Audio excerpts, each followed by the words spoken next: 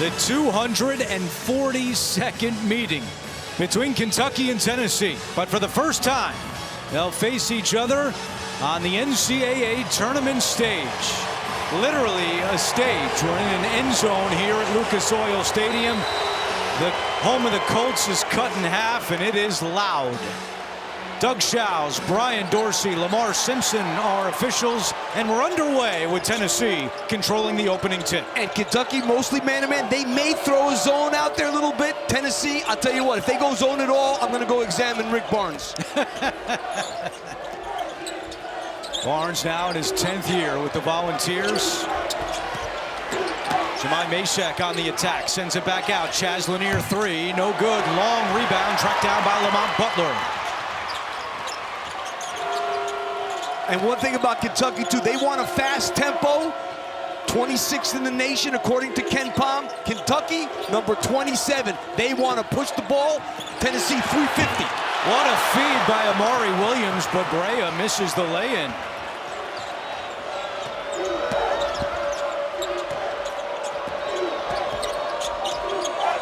Tennessee advancing after first-round wins against Wofford and then second round against UCLA.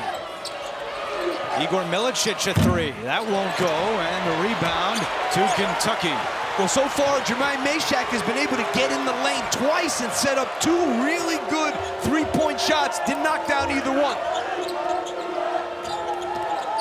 And one thing we got to see, Amari Williams and Andrew Carr, two big guys for Kentucky, both really good passers. Amari Williams is an unbelievable passer. Left-hand shot by Williams, well short out of bounds. You already saw a great pass by Williams, but Brea missed, and we have no score. Almost a minute and a half in. He already has the most assists for a 7-footer in Kentucky history in one season. Zeigler and Butler, a great matchup today to keep an eye on at the point. Good pass here, Lanier way off the mark. Milicic scoops it up and he's fouled. And you know, one of the reasons why Kentucky won both those games was because Lanier was 3 for 19 from the three-point line in those two games. So he's got to have a good game for Tennessee. He's one of the best shooters in the country. He's got to get it going. You know, we asked both teams, and we were at the practices all day yesterday, would it be an adjustment to play in a football stadium? The backdrop, we've seen a cold shooting start. What do you make of playing in a stadium? Well, I don't know if the shooting we've had in the first minute and 43 seconds is a little early to say, but it hasn't been real good so far.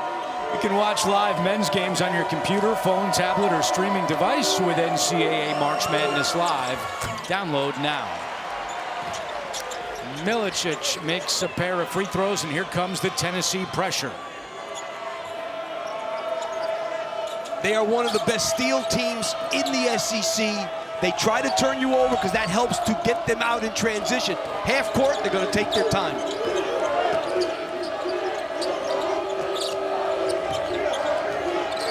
Here goes Lamont Butler. Zeigler, the SEC Defensive Player of the Year, will try to lock him up tonight. Brea will shoot from the outside. It's good for Kobe Brea. This guy here is one of the best three-point shooters in the country, and he's not just, as you saw, a catch-and-shoot guy. This guy can do it off the bounce a little bit, too. His 93rd three-pointer of the year. Transfer from Dayton. Lanier will try to answer well short. Akpara makes the catch. Mashack comes away with it, missed it. A scramble. Akpara gets it back, goes right up and in for Felix Akpara. Well, they are one of the best offensive rebounding teams in the country. That's what they thrive on, is getting it up on the glass and going and getting it. You know, one thing, Andrew, that happened in these two games, Kentucky shot 50% in both games. It's the only two games this year that Tennessee gave up 50% from the field. Unbelievable. And Carr is fouled inside by Milicic.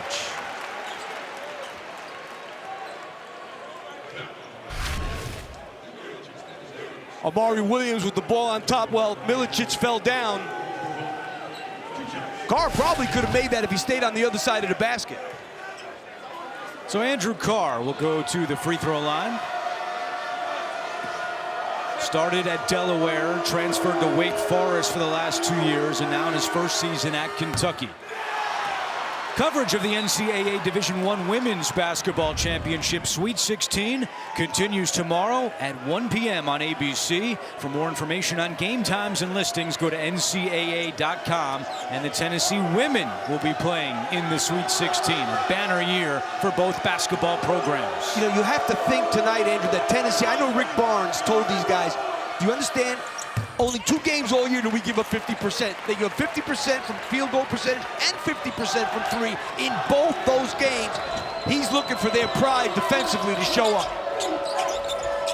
The Tennessee, on average, defensively gives up 38% from the floor. That's best in the country. Counted and won with a flex for Zeigler. Yeah, this is what Zeigler does. Now, he can make a 3, there's no doubt. But he is tough going to the basket, strong, and is able to finish with contact. Foul goes on Lamont Butler, and Zeigler, the senior from Long Island, New York, a chance to finish off a three-point play, and he does. A long list of accolades for Zeigler this year. 3rd-team All-American. Told you he was SEC Defensive Player of the Year. 1st-team All-SEC. A finalist for the Cousy Award and the Naismith Defensive Player of the Year Award. Carr misses the 3. Lanier the rebound. Well, Lamont Butler, I thought, had a layup there he should have gone up with. He found Carr in the corner. Didn't knock out the 3.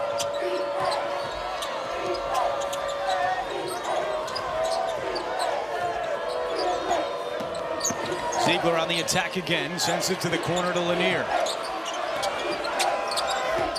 Shot clock at 6 for Zeigler.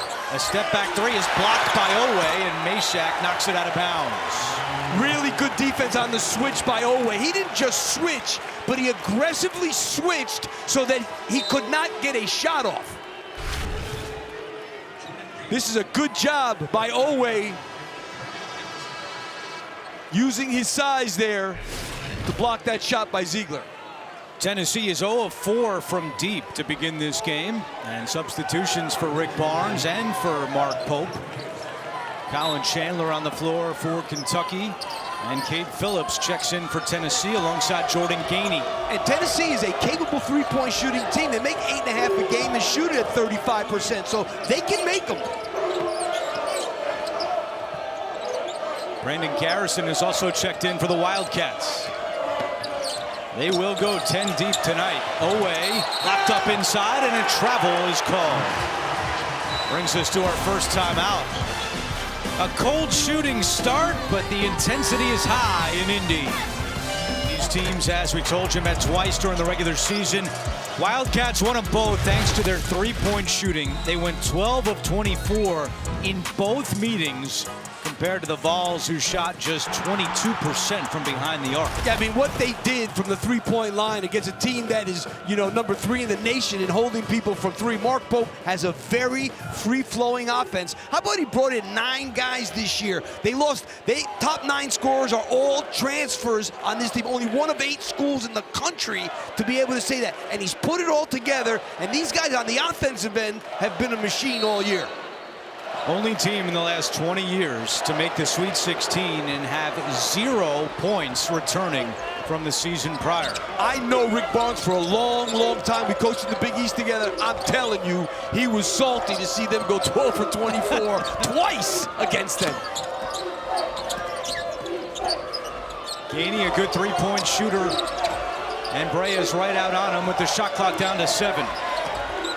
Gainey trying to dribble in now. Step back jumper, no good.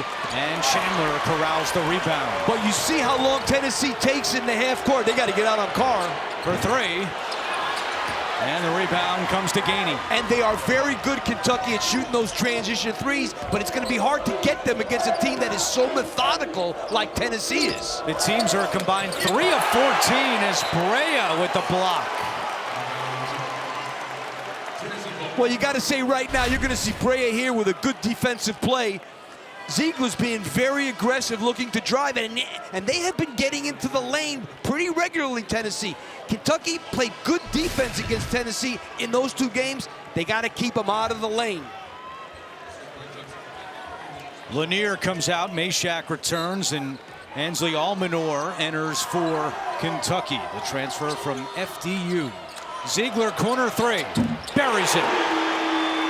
He has improved so much over the years. Peyton Manning in the house that he built with the Colts, and of course the Tennessee legend in attendance here tonight.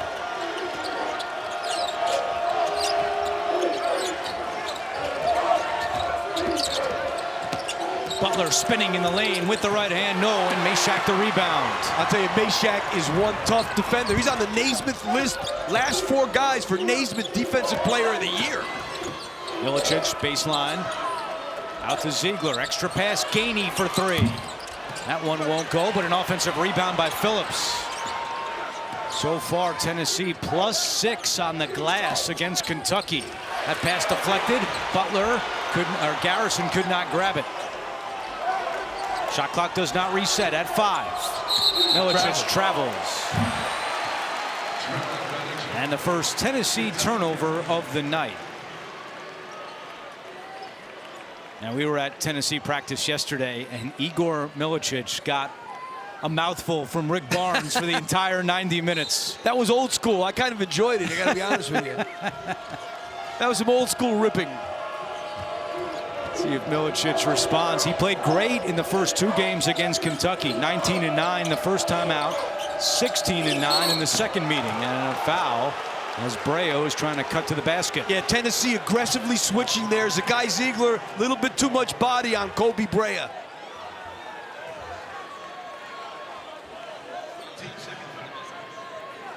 And one thing about Tennessee, they're one of the best in the SEC at not fouling. They play this really good defense and only foul about 15 times a game. Kentucky has gone 4 minutes without a field goal. And that's a team that averages 85 a game. Top 10 in the nation. Brea working on Zeigler. Good defense by Zeigler with the shot clock down to 4. Butler will put up a 3 and hits it. You know, we watched him play a lot as a freshman. Andrew, you remember from San Diego State. I remember. He couldn't do that. Now he's become at least a serviceable 3-point shooter. Career high for him this year, 35% from deep.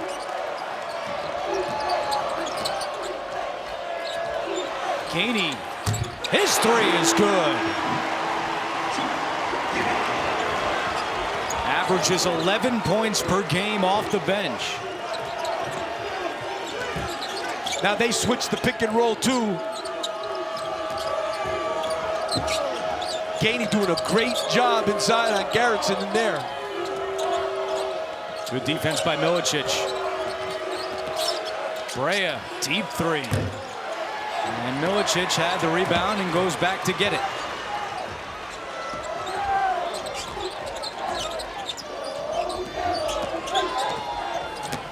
Zeigler is fouled going to the basket.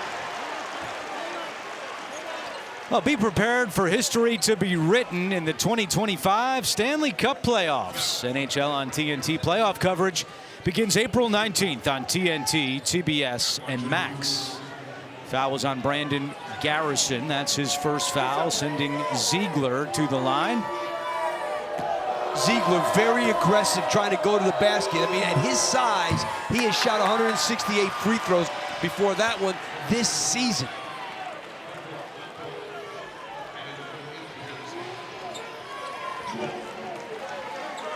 Substitutions on both sides. 242nd meeting between the two. Kentucky has won 3 straight and 5 of the last 6. And Peyton Manning approves the score as Tennessee goes up a touchdown with 12:27 to go in the first. And now Rick Barnes trying to get Zeigler a little bit of a blow, which doesn't happen very often. Averages a team high 34 minutes per game. Tennessee riding a 10-3 run right now. Meshack with the steal. And Butler commits the foul. He jumped into that passing lane. That was a combination of anticipation and quickness.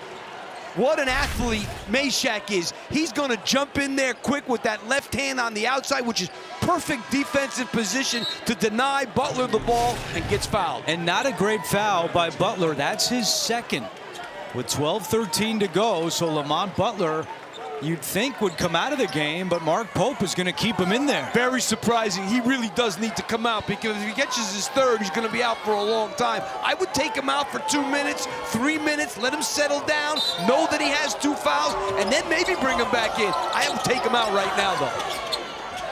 Dubar for 3 is good. Just a 25% three-point shooter. You know, but he was a really good three-point shooter at Hofstra. This year he couldn't make them. Makes a big one there. Hey, hit 39% for Hofstra last year. Nice cut and finish. Williams to Butler. Mark Pope rolling the dice with keeping Butler out there. That was Kentucky's first 2-point field goal of the game. I'm guessing if Zakai Zeigler comes in, he's not going to be guarding Zeigler. Lanier. That 3 won't go. What a rebound by Okpara. Amari Williams was right there, and Okpara ripped it away. Kentucky getting crushed on the glass. By Meshack again. And a steal. Meshack running the break. What great help on the inside that was by Meshack. Tennessee out-rebounding Kentucky 12-4, and second chance points 9-0 in favor of the Volunteers. Gainey, jumper not there. Williams this time able to secure the rebound. Butler will send it out to Owe. He couldn't get a clean catch there. Williams with the tip in. Amari Williams, 7 feet, 262 from England, a transfer from Drexel. He was the CAA Defensive Player of the Year 3 times while he was at Drexel. Great hands there. Action starting to pick up a little bit after a slow start between these two teams. Lanier trying to split the defense, puts up a jumper and knocks it down. I mean, I'm amazed that this kid came from North Florida. He averaged 4 points his freshman year, 4 points his sophomore year, then 17, and now doing this, 18 points a game in the SEC second team All-League.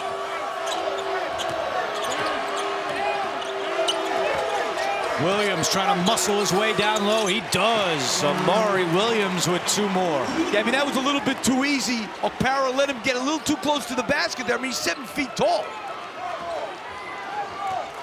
9:50 to go, first half.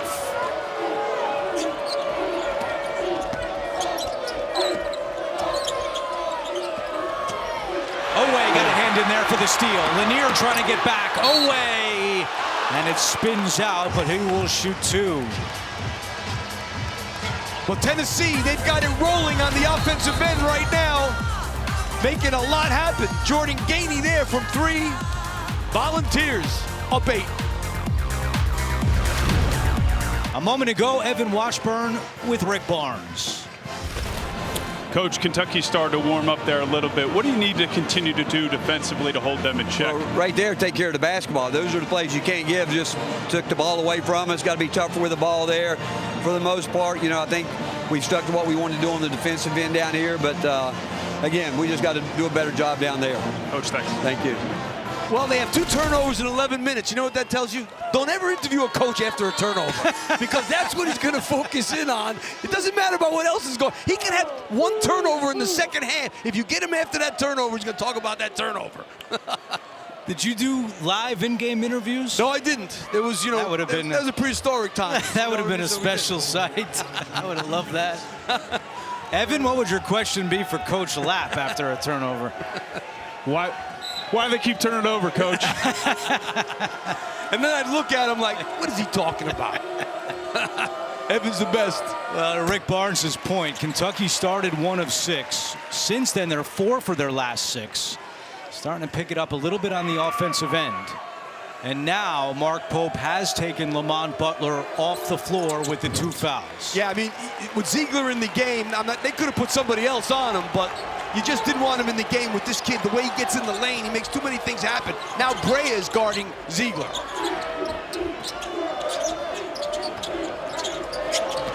Zeigler, lob, Okpara with the flush. Felix going up high, all 6'11" of them, and it's 23-15 in favor of the Volunteers. Akpara's 3 for 3 from the floor. 9 minutes to go, first half. Owe on the attack in the paint, rejected. Akpara got a hand in it. Zeigler up ahead. Lanier, yes, and the foul.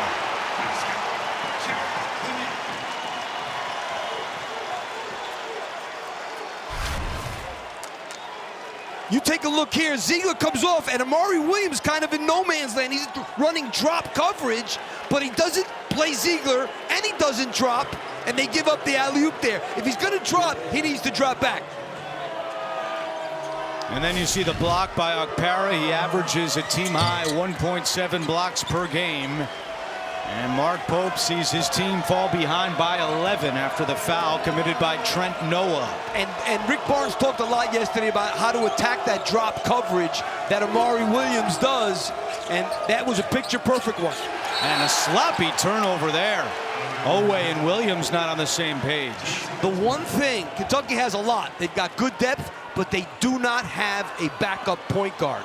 Owe is just playing that spot because out of necessity right now, that's where they're hurting. That's why they were hurt when Butler was hurt during the season. Butler with that left shoulder injury. He missed 9 games this year. Now has a brace on the left shoulder. Lanier is fouled. Stream CBS Sports HQ, your free 24/7 snapshot of all sports that matter to you. Catch highlights, in-depth analysis, and breaking news anywhere you are. Download the CBS Sports app to watch today. Foul was on Owe. That's his first. That's already the 6th team foul against the Wildcats, so the Vols are shooting the rest of the half. Yeah, they make 15 free throws a game, and they are obviously making a point of driving the ball in this first half. Noah out, Chandler in for Mark Pope and Kentucky, who have won 5 of their last 6 games, entering this one tonight at Lucas Oil Stadium. This will be the home to the Final Four next year.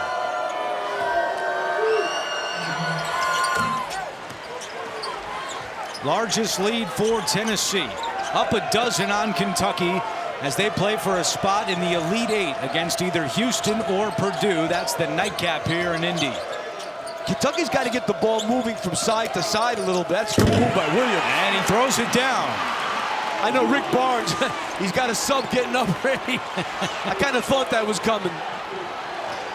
You and Rick Barnes see a lot of things the same way. Old school.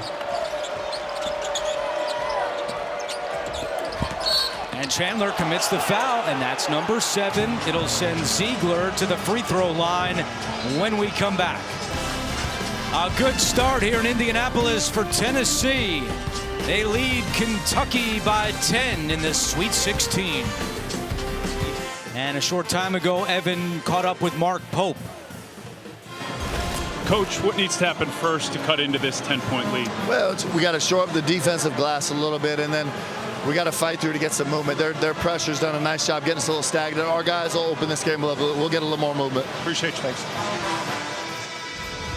Yeah, there's no doubt that this Tennessee defense has been really, really good, but their offense making a couple of threes makes a huge difference in this game for them because you know they're going to do it on the other end. Great screen there by Phillips. Knock out another 3, but right now, Mark Pope needs to get more movement going on the weak side. He talked a lot about that yesterday. When you play Tennessee, you've got to get the whole court moving because when these guys are in one spot and load up on you, very, very tough to get to the basket. 3rd straight Sweet 16 for Rick Barnes in Tennessee. First time in school history they've accomplished that.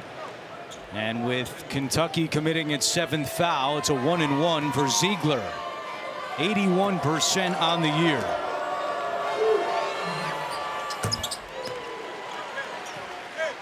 And Zeigler with 1, or make it 2 now, assists tonight. He has set the single-season SEC record with 262 assists this year. Makes both free throws. And some full court pressure from Tennessee. Yeah, right now they need a possession here, Kentucky, where that ball goes side to side and they start moving this defense around a little bit. Kentucky's relied on Amari Williams on this side of the floor. He's 3 for 4. The rest of the team is 3 for 10 as Brea loses his sneaker. Brea with one shoe and a foul with 9 on the shot clock, and that bailed out Kentucky. And the sneaker was right in the middle of the pileup. That always drives me nuts. I don't know, when I was playing, I never saw sneakers fall up. I wonder, do these kids tie them? It looks to be tied. It looks to be tied. That came off a little too easy for me, I'm sorry. Good job by Gainey to move the sneaker out of the way. The foul on Tennessee was against Milicic, and that's his second. And so Milicic will go to the bench. You have to hop down to the bench here, Lucas Oil. And interesting right now, Rick Barnes going with a pretty small team. Kate Phillips, really the only big guy. And a foul against Tennessee. And interestingly, Lamont Butler is back out there with Zeigler on the floor. Phillips commits his first. I think it's a good idea to bring him in for a couple of minutes, get a couple of minutes out of him so that he feels like he's played in this game in the first half. But I think you get him out with probably 4 to go.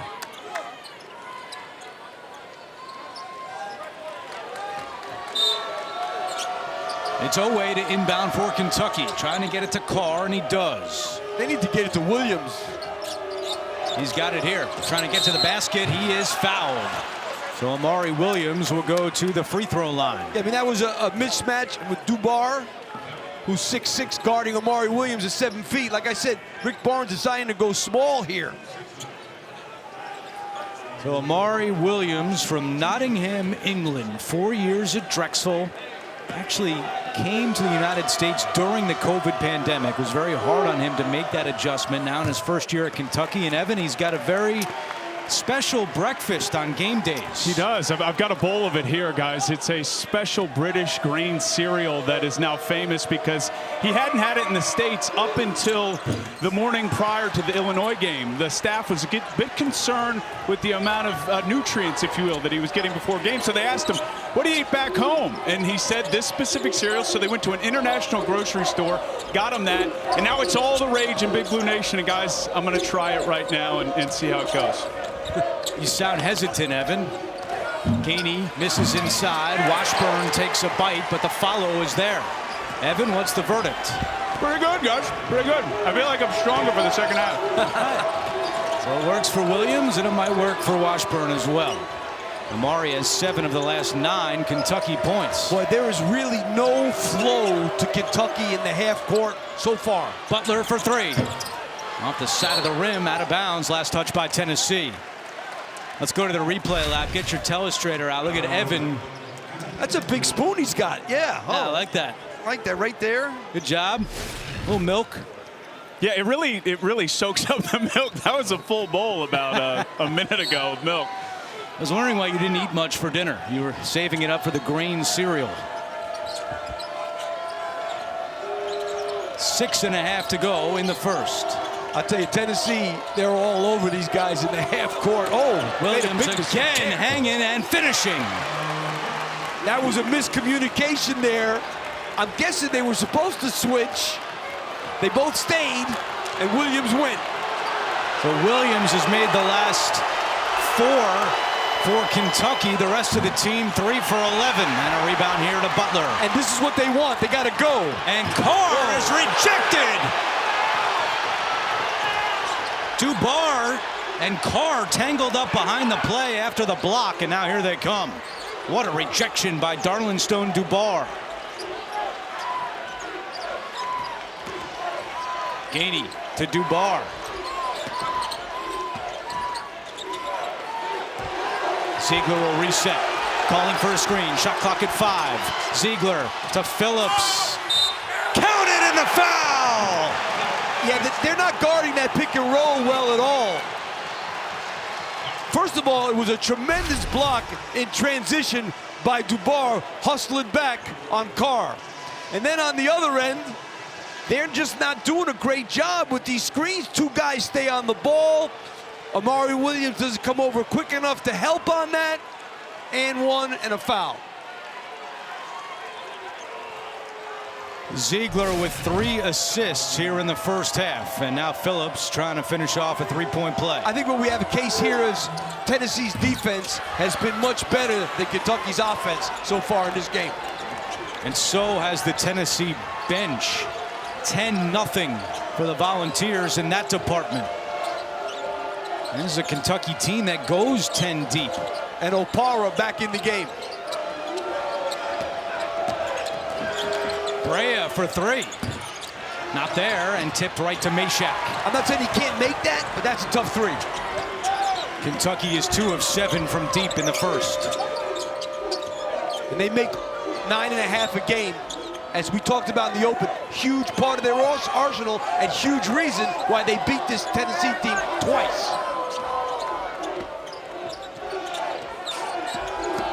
Zeigler with the left hand, yes. He sized up Brea, and he was taking him. He's already in double figures with 11 points, and Mark Pope calls timeout as the Tennessee fans rise at Lucas Oil. Volunteers up 15 on the Cats. Back here in Indianapolis, and we look at our tournament summary. What a night it was last night. First overtime game of the tournament. We had 4 players score at least 30 yesterday, and all of the top seeds advanced. In those 4 games, the winners averaged 97 points. That's unbelievable in 4 games. And obviously what Alabama did is the most ridiculous thing I ever saw. 25 made threes, 51 taken. How about this? Only 15 twos taken in the entire game. Craziest stat sheet maybe I've ever seen. Well, for Kentucky here, Mark Pope calling a timeout. Always jumper out of the timeout, not there. In the last 7 minutes, Williams is 4 for 4 for Kentucky. The rest of the team a combined 0 for 5. Yeah, I'm telling you, Rick Barnes got these guys fired up to guard that line, and they are doing it. Gainey hanging and hitting. Tough shot. The son of associate head coach Justin Gainey. The pressure on the ball. I mean, Owe has not been able to even get involved in this game. He averages 16 a game. Butler's 3 not there. Phillips the rebound. 19-9 on the glass for Tennessee.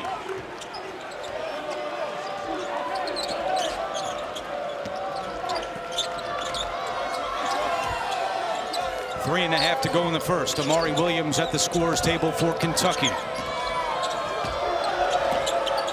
Once again, Tennessee using shot clock. Zeigler's 3, too strong, tipped high up in the air. Right back to the shortest player on the court. They cannot get a rebound. You can't get out in transition if you don't get a rebound. Shot clock at 10. Meshack. Turnaround jumper is good, and Tennessee can't miss right now. They're either in the lane making twos, getting in there a lot. Almanor misses the 3. On the putback, Owe not there. Now Garrison has it, blocked. Tennessee is everywhere in the first half.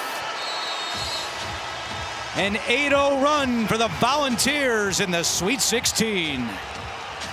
During the timeout, they put 2 seconds back on the game clock and the shot clock. 2 seconds accidentally came off, so 2:50 to go and 17 to shoot. This half, Tennessee has 14 field goals and 2 turnovers. No turnovers in the last 7 minutes. And they are very good at not turning the ball over, only average 10.5 a game.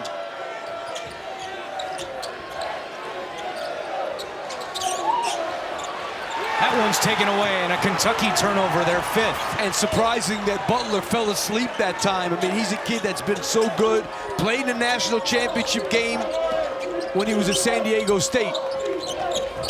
Good defense. Owe, Gainey to the ground. Owe trying to join him. Phillips comes to bail him out.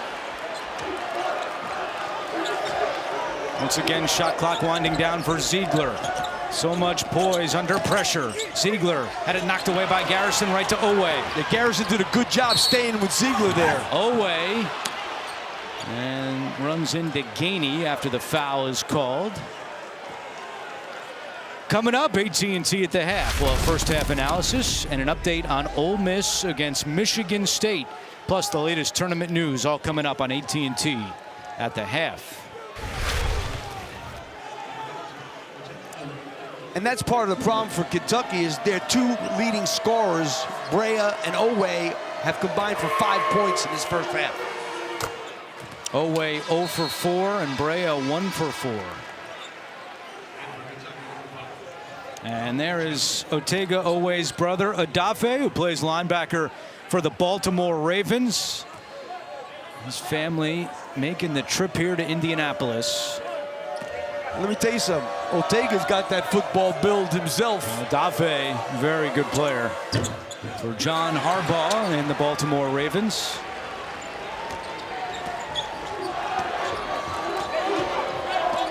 Kentucky trying a zone. They've played zone this year 35 possessions. Trying one now. I don't blame Mark Pope for giving it a go. Now it goes man-to-man. So they show zone, then they match up man-to-man. Now they got Tennessee slowed up a little bit. Meshack trying to hit the accelerator. Comes up short, right to Akpara. They make a stop, got to get that rebound. 9th offensive rebound for Tennessee. I mean, that's a load of rebounds for a half.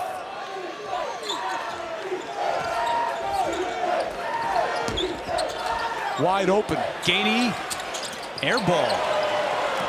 I don't see that very often with Jordan Gainey. 1:20 to go. Owe on the attack with the left-hand finish. That was a great finish, and they got to push the ball. Like, that was a semi-transition. The Tennessee defense wasn't really set. That's really how they need to attack, but you got to get a rebound in order to do that. And Rick Barnes will call timeout with 1:04 to go in the first half. Owe with his first field goal. Tennessee up 39-23. LG OLED Evo, the best TV in the game. A little spurt here from Kentucky. Could be a big deal for them to get a little bit of confidence going into the half after Tennessee has had their way. Yeah, no doubt. If they can finish the half strong, they'll feel a little bit better and have a better idea what they need to do. I think right now between the backboards and Tennessee's half-court defense, and the problem is they've had to set up against that defense the whole game. No transition. They want to run, but you got to get rebounds to run and stops. And look, we talked about it right off the top. 24 threes for Kentucky in the first 2 games against Tennessee. They only have 2 tonight. Gainey knocks it down. That was the easy. That's where you want to throw the ball, in the heart of the zone defense, right there. Kentucky made it a little bit too easy for them there. Maybe a 2-for-1 here for the Wildcats. Owe with the 3. And that's a perfect 2-for-1. Now they're going to get the ball back with about 5 seconds to go, so they will have time enough if they get a rebound to get one last shot. Third Kentucky triple, 41-26.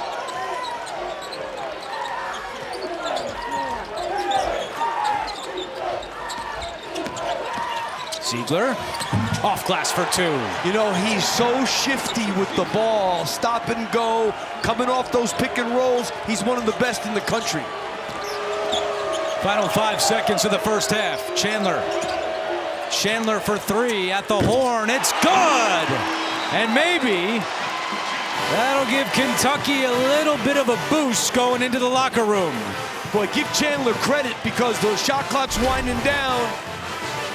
And really, you got to think Zeigler, and Zeigler put a little pressure on him. That wasn't an easy shot. He's a lot taller than Zeigler is, and he's able to make it. Zeigler averages 13 points per game. He's got 13 in the first half, and he's with Evan. Zakai, I know it's not the way you wanted to close out that first half, but 13 points for you. How have you been able to break down this Kentucky defense? Just reading the defense and taking what they're giving me. Defensively, what do you guys have to continue to do in the second half? Really just guard them. You know, they really got some really good action. You know, as long as we stay solid and make them shoot the shots on our turns, we'll be fine. Thanks. No problem. Kentucky did score 9 points in the final 2 minutes and 12 seconds. And at the half, it's 43-29. Coming up, we'll send you to AT&T at the half right after these messages. You are watching the NCAA Men's Basketball Championship. Playing for a spot in the Elite Eight on Sunday here in Indianapolis against the winner of our nightcap between top-seeded Houston and Purdue. Underway in the second half. And I think if their defense tightens up, they're going to be able to get out and transition more, which is what they want to do.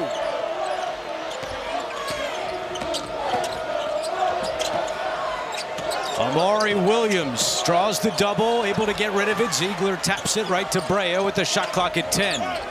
Williams had 9 points in the first half.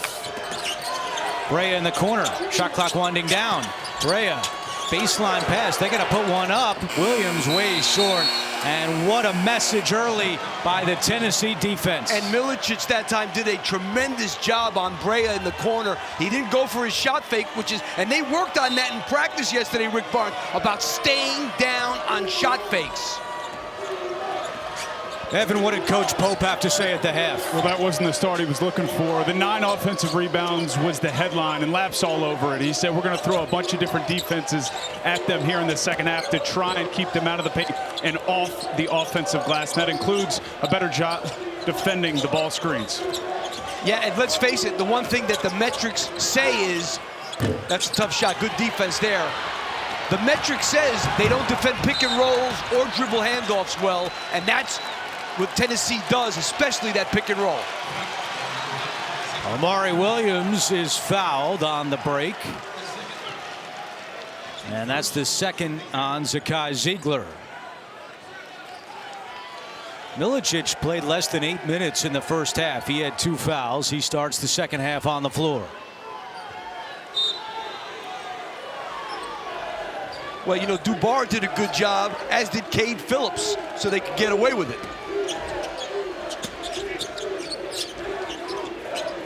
Akpara defending Williams. Zeigler just took that dribble handoff away. And a push against Tennessee, and that's going to go on Felix Akpara.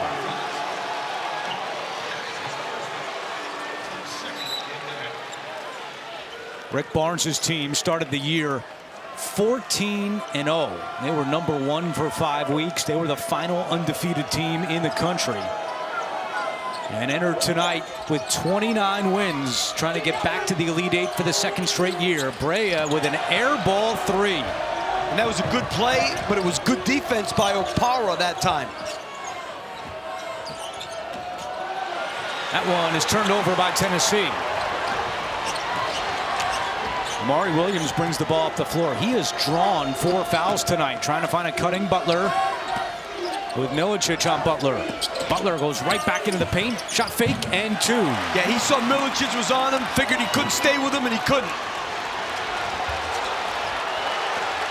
Lamont Butler with 7 points, and the Kentucky fans, many of whom made the 3-hour drive from Lexington, starting to make some noise here in Indianapolis. Zeigler nearly coughed it up, but Lanier is there. Shot clock at 8. Milicic drives, high off glass for 2. And off a loose ball there, they end up getting a layup.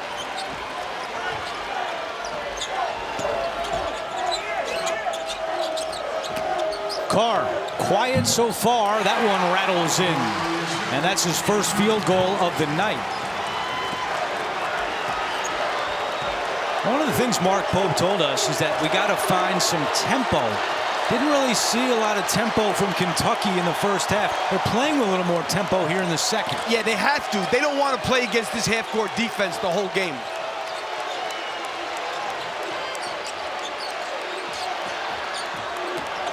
Zeigler around Butler, and Butler with the rebound. Rick Barnes not happy. Brea. Well, he's going to call timeout if they score here. Away for 3. And the rebound in the corner out of bounds. And it was last touched by Kentucky. And now a look from our AT&T Connected Cam. Well, take a look here. You're going to see Zakai Zeigler. He makes a mistake. He's got his back to the ball, has no idea where the ball is. So when Carr cuts to the basket, he's going to not know where it is. Some late help from Milicic, but by that time it was too late.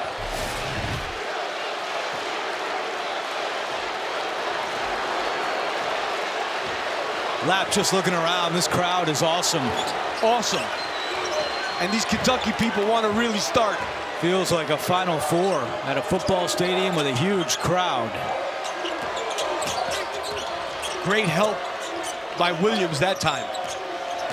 Not getting into the lane as easy, it looks like. Well, there's one.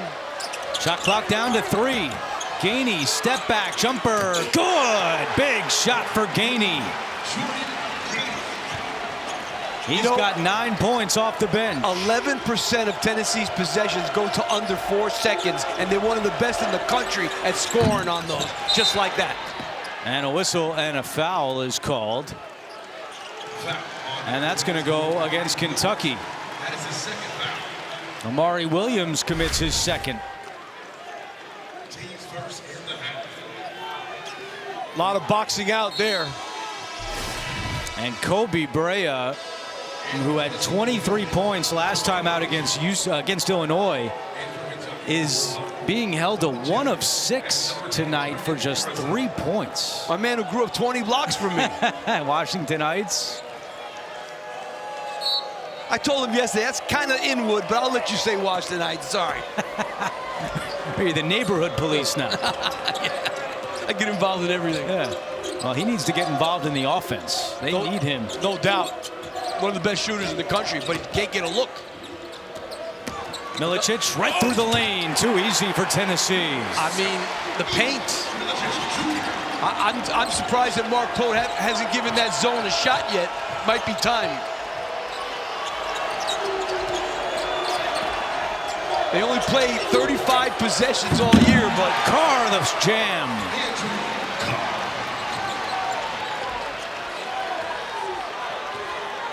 (49-34) with 15 and a half to play. Lanier from the outside. He's been a little quiet tonight as well. Yeah, I mean, that's what's crazy. They're doing it kind of without him. He's 0 of 4 from deep. That's just 6 points. Carr for 3. That's short. Meshack the rebound, trying to save it from going out, but he was out of bounds. It's Kentucky basketball when we come back.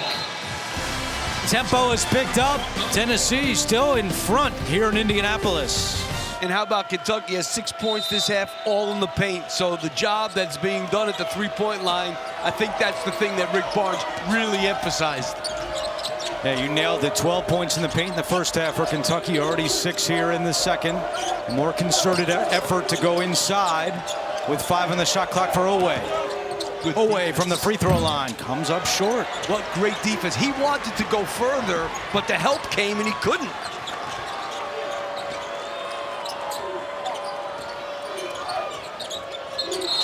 And a foul is called. Oweh did not think he committed the foul, but he will be charged for his second.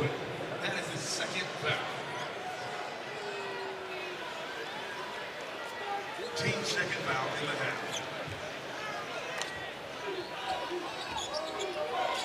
Each team with 2 fouls here in the second half.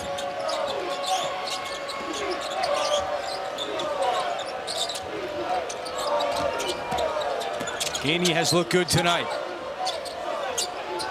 Milicic a deep 3 with the shot clock winding down. Not there, and Brea the rebound. And Tennessee back in transition. But, you know, it's not like they could run it that fast without Lamont Butler in the game. Brea driving on Okpara, who commits the foul. And for Okpara, that's his second. Get complete coverage of the NCAA Division I Women's Tournament on NCAA.com. Zeigler comes back in along with Cade Phillips, and Okpara and Meshack head out. It's amazing that both these teams have one point guard basically on the roster, because when Zeigler's out, it was like, you know, Meshack and Gainey, it was by committee bringing the ball up. Kentucky just 1 field goal in the last 3.5 minutes. Butler trying to change that. Finding Carr for the jam. And a great dime there by Lamont Butler. Well, he got in the lane there, make a great pass.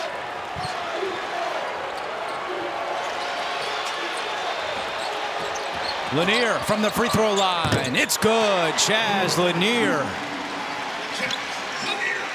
First team all SEC and the SEC newcomer of the year. Just running their offense so tight. I mean, you know, that was a foul line jumper, getting it in the lane. Got to keep them out on the perimeter a little bit. They haven't had to shoot a lot of threes.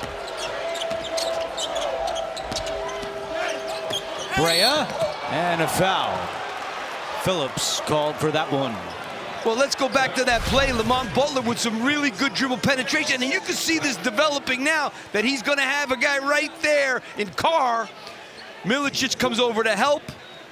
He's dead. Here comes Carr to the rim for the dunk.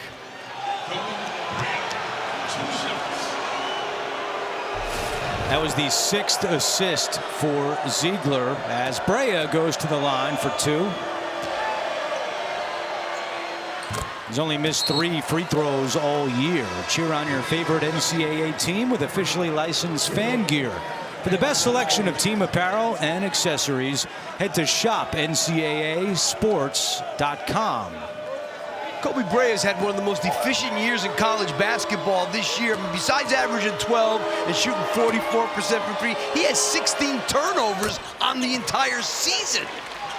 You know, I never asked you this. His godfather is former St. John star Felipe Lopez. Is he on your list of guys that you failed in recruiting? No, actually, Felipe committed early to. Why you bring that up? I'm just wondering. See, no, now you're being a wise guy. See, that's a whole different story. Now, I usually bring that stuff up, not you. No, Felipe Lopez committed to St. John's very early in his career. Right. Okay, so I didn't really recruit him. Okay, fair enough. Just wanted to make sure we had to add him to the list. As Gainey adds to his point total. He's got 11 points for Tennessee. Second chance points. Now 15-4 in favor of the Vols as Brea misses inside and the rebound to Milicic. And that was a hard shot. I mean, he tried to, he got in the lane, but it was not smooth. Kentucky has not been able to chip away at this Tennessee lead. Can't stop. Oh, good move, good play there. The steal and the finish by Owe. If Evan interviewed Rick Barnes now, what do you think he'd talk about? I wouldn't suggest doing that. No. Here come the Kentucky fans again. Well, let's see if they can stop him on this occasion here, because that's what's happened. When they do have a nice thing happen, haven't been able to stop Tennessee. Good defense by Garrison there, denying that high post to Phillips.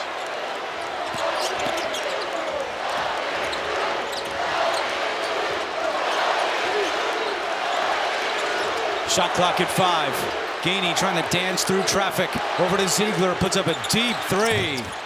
And Lanier is there to clean it up. A backbreaker for Kentucky. That's like the story of the game. They played really good defense that possession, but you got to finish it off. Defense is no good unless you get a defensive rebound. 11 offensive rebounds for Tennessee, but Garrison will have a chance at 3. And a fist pump from Mark Pope. Kentucky trying to chip away at Tennessee's lead. Well, there was good defense on this possession here, but you've got to get that rebound. Owe there, nowhere to be found. And then Lamont Butler getting in the lane, and Garrison with the finish.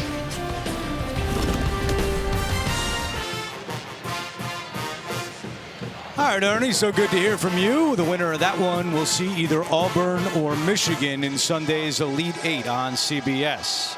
Here in Indianapolis, a chance for a three-point play for Kentucky as the Wildcats are battling with their rival, the Volunteers of Tennessee. And you know, Andrew, this is not a fluke what Tennessee's doing on the backboard. This is how they beat UCLA last week. 36-26 on the backboards against them. They are one of the best offensive rebounding teams in the country. So that has to be a big key to your plan, is to keep them off the glass. Got to put a body on somebody. Garrison makes the free throws. We check in with Evan. Guys, in that last Tennessee huddle, you could sense the leadership and experience this roster has in Jemai Mashak and Zakai Zeigler. They sense that this 4-minute stretch is their opportunity to put Kentucky away. And again, you have to remember, Kentucky, brand new roster, completely from scratch.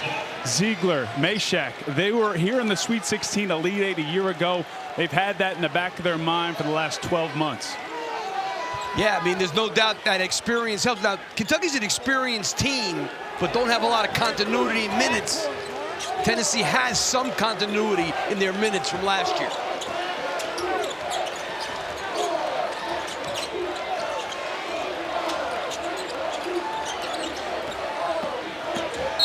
Lanier on the drive and a foul.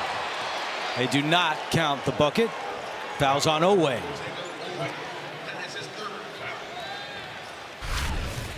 Yeah, I mean, you're going to see here again the dribble penetration. Just they have not been able to stop it. That's the third foul on Oweh with 10:55 to play. And I guess Mark Pope, they used that zone for 3 possessions at the end of the first half. Doesn't want to go back to it.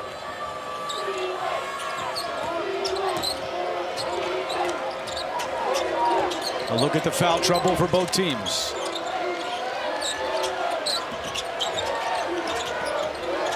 Zeigler with 5 to shoot. Over to Lanier. Deep 3. It's good from downtown. That was deep. And contested with the shot clock winding down. But I said they're one of the best teams in the country scoring with under 4 seconds to go because they used to be in that position. They play slow and methodically, and they're under 4 a lot. That was his first 3 of the night. What a dish by Butler. Almanor to Williams for 2. Kentucky's got to get this thing under 10. Get it under 10. Now there's a little bit different heat on Tennessee. Williams in double figures with 11 Good points. That one won't go, and Williams the rebound. Boy, Meshack, he picked up Bray at the logo so that he wouldn't shoot that 3 in transition. Out of contact, out of bounds, no call. It's Tennessee basketball. Yeah, I thought that was a definite hand check there. You're going to see that was a heck of a shot by Chaz Lanier there. Peyton Manning enjoying that one from Lanier. As Meshack heads out. When you look at Kentucky in their first 2 NCAA tournament games, they only trailed for a total of 54 seconds. The fewest of any Sweet 16 team. But here tonight, they've only led for 32 seconds. They've been behind this entire night. You know, both teams are motivated, obviously, to go to an Elite 8. But the team that lost twice is always a little bit more motivated. That's just human nature. And there again, in the lane. 15 for Chaz Lanier.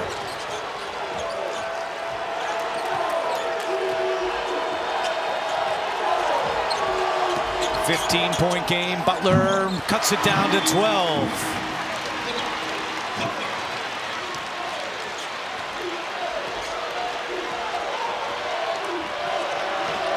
You can't just trade baskets. That's the problem now. You got to get 3-4 stops in a row to really get this lead down. That was the first 3 of the half for Kentucky. That one, no, but Okpara with the follow. Another offensive rebound, the 12th, and now a steal. Zeigler, 3! They got to call timeout. Bang, bang for the Volunteers.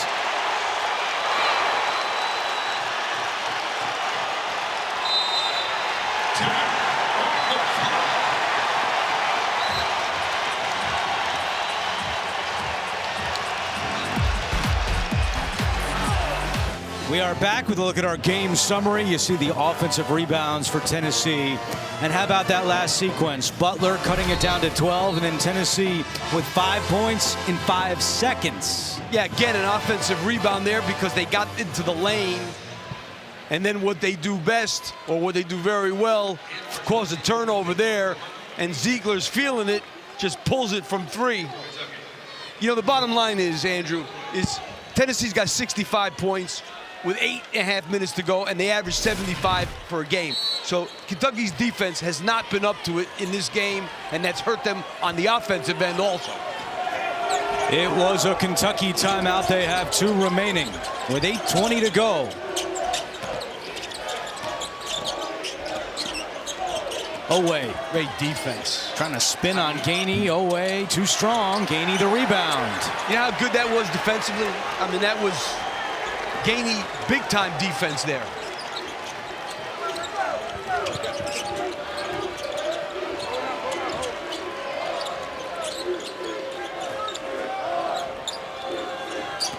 Gainey and Oway again, and Gainey is fouled, and Carr does not agree, but he's called for the foul with 7:49 to go.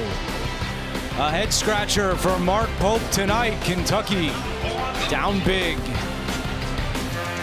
Here in Indianapolis, getting set for the nightcap as you see L.J. Cryer and Houston against Braden Smith and Purdue in the building. Approximately a 10:09 Eastern Time start here on TBS. Meanwhile, just a moment ago over on CBS, Michigan State beat Ole Miss. So the Spartans are moving on to the Elite Eight. I'm telling you, Andrew, the last Big Ten team to win the championship was them in 2000. They could do it again. This team has 10 guys that play as one. And I'm not usually a fan of playing that many guys, but they don't care who plays, who doesn't play. They kill you on the glass. They run fast breaks better than anybody in the country. Tom Izzo may sneak in and get the Big Ten there first in 25 years. Quarter century. They will play either Michigan or Auburn in Sunday's Elite Eight. Gainey at the free throw line, and he has been a big spark off the bench tonight. The White Lotus welcomes you to Thailand. Don't miss the new season of the Emmy Award-winning HBO original series, streaming Sundays at 9 p.m. on Max. Gainey 1 out of 2. He's got 12 points tonight. Kentucky is only led for 32 seconds. It's been all Tennessee in this one. I mean, it's like they're everywhere. 5 guys on a string. Butler penetrating and scoring. Great move. That time he took Opara to the basket. Got a reversal and got a layup. Butler has a dozen. It's a 16-point game. Tennessee led by 19 at the half. He's the only guy, Lamont Butler. They hear the zone. Trying the zone now with 7 minutes to go. Chaz Lanier at the scorer's table set the check in for Tennessee. Gainey, not this time. Okpara cleans it up, but misses the jam. And he stepped out of bounds. It's Kentucky basketball. You know, I think playing a zone is a good idea, but the one thing about a zone, it's harder to rebound out of a zone because you're in an area. Opara should have finished that one, obviously, but if they're going to play zone, you got to rebound. That was his 7th offensive rebound of the night, which ties a career high. 13 offensive rebounds for Tennessee on the evening. And Butler turns it over.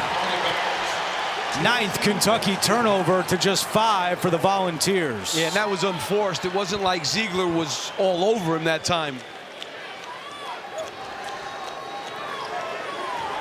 Mark Pope trying whatever he can. You know, like I said before, Andrew, when you lose twice in the same season, you're a little more determined. It's just human nature to be like that. Zeigler, and now Dubar. Zeigler gets it back and misses the lay-in. Butler trying to use some tempo the other way, but now waiting for his teammates with 6.5 to go. Good job transition defense by Tennessee. Amari Williams with only 2 points here in the second half finds a cutting Carr.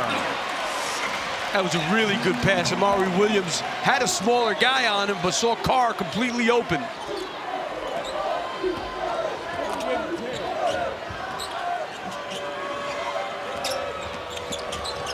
Zeigler with Butler all over him. They go to the ground and a tie-up. That's the first tie-up of the night. The possession arrow favors Tennessee. Now you're going to see why Amari Williams is such a good passer here. He's got Dubar on him, who's smaller, but he finds Carr cutting to the basket. Tennessee calls timeout with 6:01 to go in Indianapolis. Each team with 2 timeouts remaining as they play for a spot in the Elite Eight on Sunday.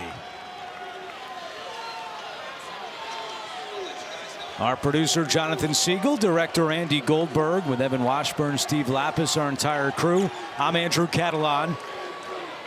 Tennessee was granted a timeout before the tie-up.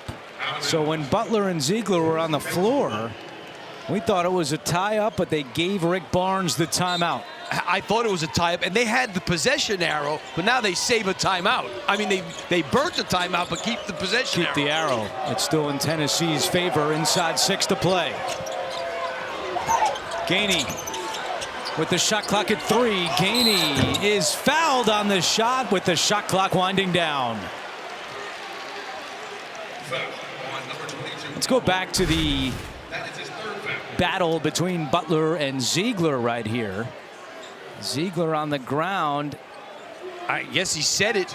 The truth is, it would have been better for him to get tied up. They still had the ball, and they would have had a timeout left. Yep. So Jordan Gainey is back at the free throw line.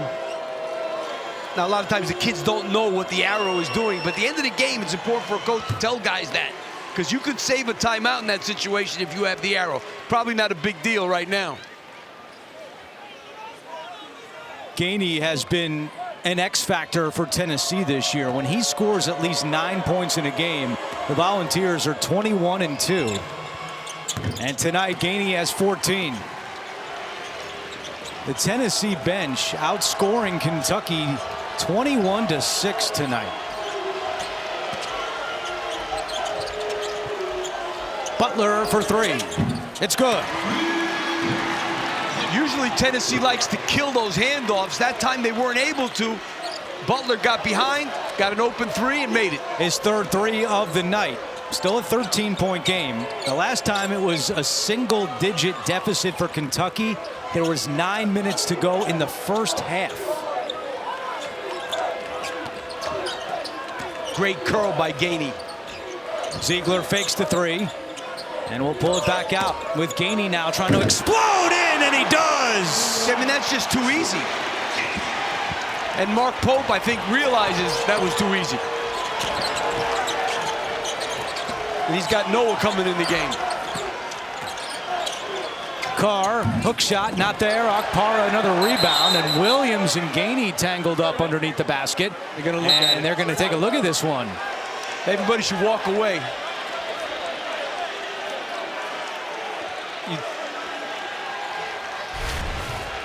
Heated rivals, and we've had a few chippy plays tonight.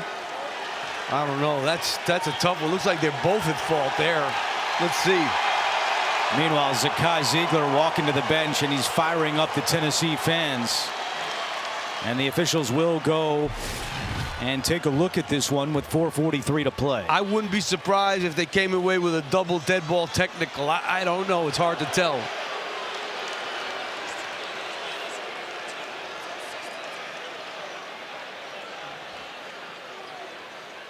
The previous action is under review. All right, so time has stopped, and we'll go back to New York and check in with Gene Steratore. What do you see here, Gene? You know, I've watched this activity with Amari Williams a couple times when he's getting boxed out by a smaller player throughout the game. This one seems similar to the ones that I've seen previously in this. To me, fellas, I don't know that it rises completely to the level of an F1 on either one, but I just listened to what Coach Lapp said here. I can tell you with that little hook and grab on the back with the Tennessee player and then Amari Williams kind of finishing him, I wouldn't be surprised if they offset or went and called double F1s if they wanted to go that route.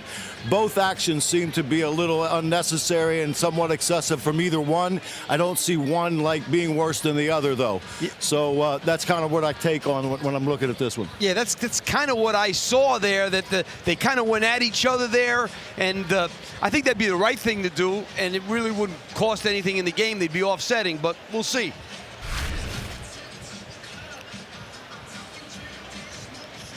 I think the first was a common foul on it, but they can't come back with a, did they call the common foul on? They didn't call a common foul on Amari Williams. Well, they can't come back with one. Veteran crew here. Doug Shows, Brian Dorsey, and Lamar Simpson.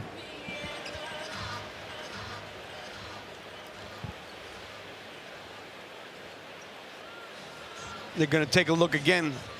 Thought they had made up their minds. Great crew here.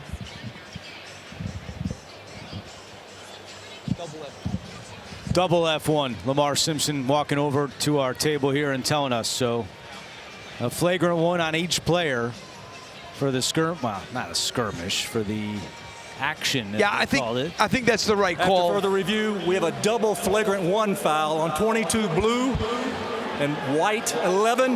They offset. Therefore, we'll put the ball in after the made bucket. It'll be Tennessee's ball on the baseline. Yeah, I think that's a good call.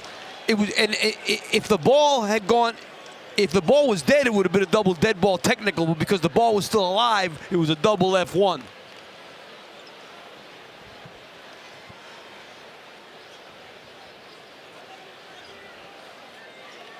But Gene and I agreed again. I know. It's an incredible run the two of you are on. Look where we're hitting now. I know I keep bringing it up. You know what, Andrew? We can just extend this for another month or two. With Coach Lapp and I on a roll like this, I might need a golfing partner come like April or end of May or something. I'm kind of enjoying this. I think the other thing, without the made basket, I think Doug Childs did misspeak there.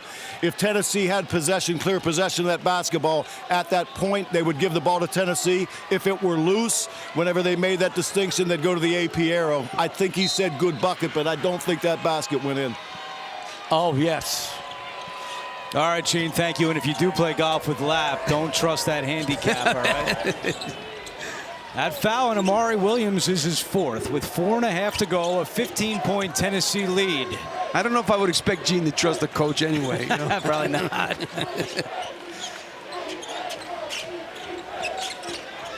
Zeigler, and he is fouled. Driving. What a game tonight for Zakai Zeigler. 16 points, 8 assists, and just 1 turnover. If you're looking for a story of the game, Kentucky has struggled all year by the metrics in guarding pick and roll and dribble handoff, and they have not been able to contain this kid off the dribble with the pick and roll or the dribble handoff the entire game. That has been the story, and that's led to the rebounds, and it's led to them not getting out in transition, and it just multiplied from there. Couldn't stop him. Does not want his career to end as he knocks in the first free throw. Jemai Meshack returns. Well, there's 4 finalists for Naismith Defensive Player of the Year.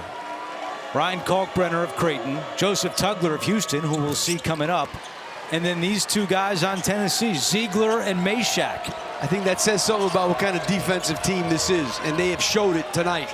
But they've also played well on the offensive end also, shooting 50% for the game. Williams misses the dunk. He has struggled dunking the basketball this year, and he's slow to get up. Gets the ball back here with the shot clock at 8. You got to cut when this guy's got the ball because he's looking. Williams is fouled with the shot clock about to expire and 3:55 on the clock. Our final media timeout. Tennessee trying to get back to the Elite 8. It would be their 2nd straight appearance in the Elite 8 and the first time they would have done that in school history. They have not gotten the job done on the defensive glass, Kentucky. And as we said, what led to all those rebounds was them living in the paint, Tennessee. Great balance for Tennessee. 3 players with at least 15 points. As Williams hits the first free throw. Okpara has 8 points to go along with 11 rebounds for Tennessee. And the other thing is, think about this, Andrew. Kentucky has only taken 14 threes in this game. That's it.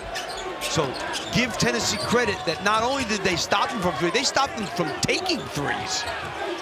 And all you got to do is look at the stat line of Kobe Brea. 5 points, 1 of 7 shooting.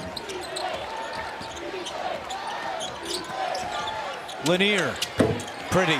Well, let's face it, if you're this good defensively like Tennessee is, you take a lot of pride in doing that. And Kentucky torched them in the 2 games they played during the season. So they came out here and they were going to make sure that that didn't happen again.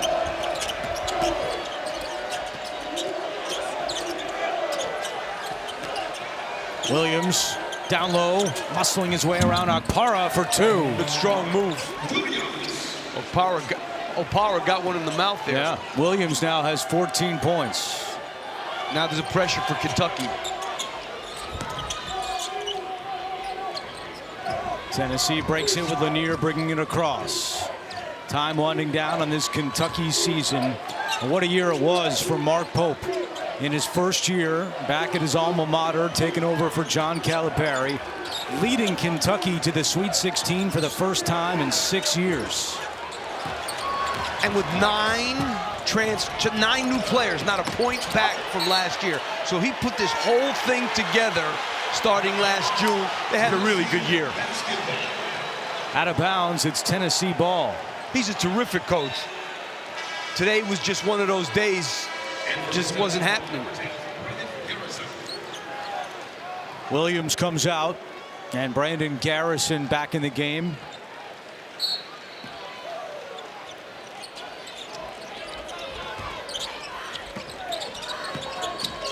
And this Zakai Zeigler really controlled the whole game, which is what he does.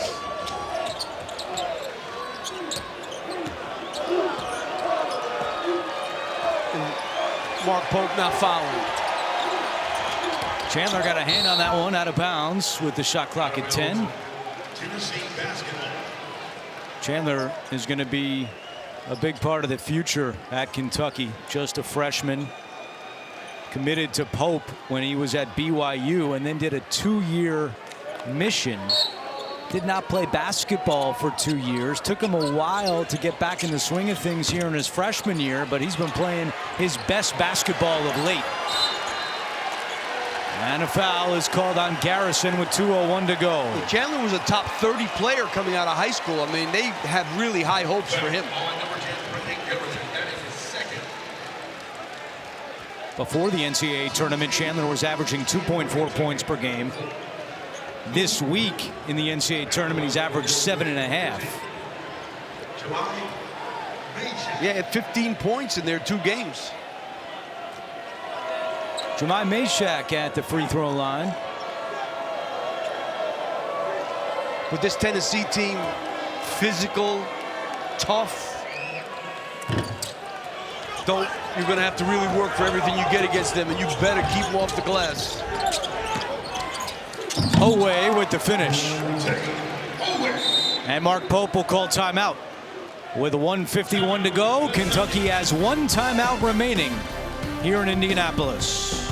Could be a rematch of the Elite Eight a year ago when Purdue beat Tennessee. That game was in Detroit. Or a storyline of Tennessee against Houston if it's the Cougars that beat Purdue, where you'd have 2 of the best defenses in the country and 2 tremendous friends going head-to-head in Rick Barnes and Kelvin Sampson. Clones would be going at it, these 2 teams. Pretty close to being clones. Milicic.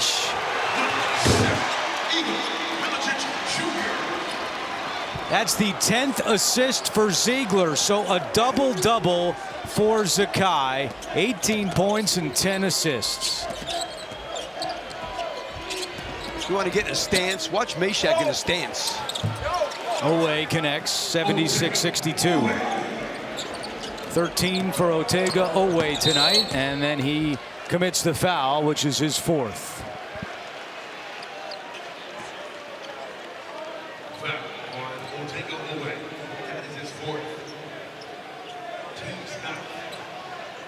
Rick Barnes has Tennessee on the verge of returning to the Elite Eight, and then the storyline for Tennessee would be, can they finally get to a Final Four? They have never made a Final Four in program history. When I think of that, it's like I don't believe it. You know what I mean? They've had such a good basketball program for years, going back to my days of the Ernie and Bernie show, Ernie Grunfeld and Bernard King. Back in the 70s, but it's amazing that they have never been to the Final Four. Only 2 Elite Eights, I believe, in their history. This would be the 3rd. Well, the last time the 4 schools in Indianapolis made the Final Four, Kentucky in 2015, Houston here in 2021, Purdue last year, and Tennessee still waiting, hoping to change that picture. Meshack makes them both. Akpara comes back in. You look back at one of the turning points here in the second half, Lap. Lamont Butler hit a 3. Kentucky was down by 12. And Tennessee scored 5 points in 5 seconds. And that was it. That was the game right there. That 3 by Zeigler, that was it. They turned it over. Butler hits the 3. And Mark Pope will use his final timeout. With 1:05 to go, a 13-point game on TBS. Well, this was one of the big storylines coming in, the three-point shooting of Kentucky in the first 2 meetings against Tennessee.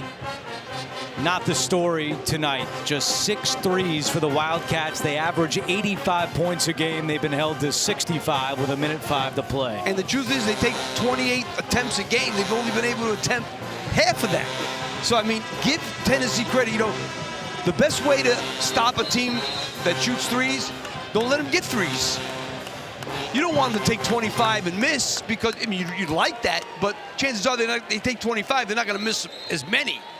So you want to make it so they can't. They ran them off the line the entire game.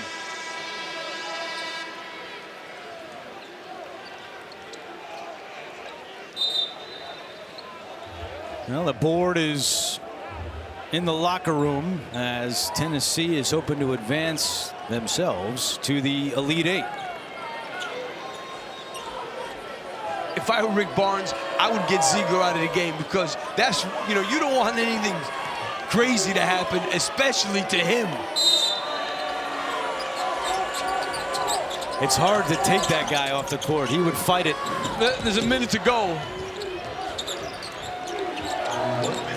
And Kentucky not fouling.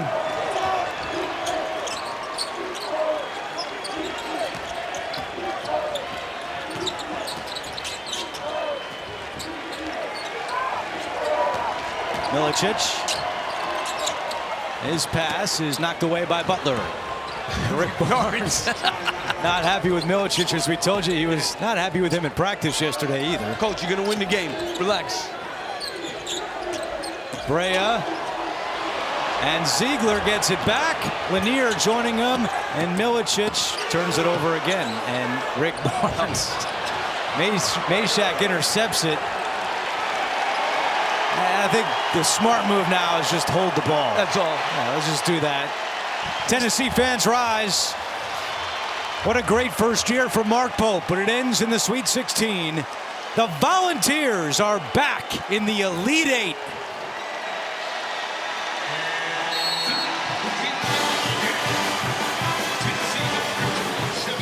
Too tough, too determined, and too good really on both ends of the floor.